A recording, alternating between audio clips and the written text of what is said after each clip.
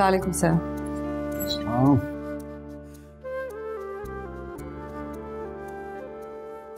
भाई मुझे बहुत खुशी है कि उभरती हुई शायरा और उर्दू अदब से इस कदर लगाव रखने वाली एक ज़हीन लड़की हमारे पब्लिशिंग हाउस में उर्दू सेक्शन की एडिटर के तौर पे काम करेगी।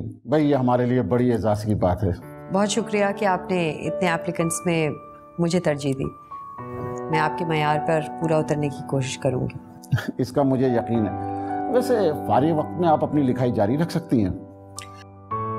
थैंक यू सर, मगर मैं ऑफिस के वक्त में पर्सनल काम नहीं करूंगी। भाई आमद का कोई वक्त नहीं है, किसी वक्त भी आमद हो सकती है। Discipline is discipline, shayari is shayari. शुक्रिया।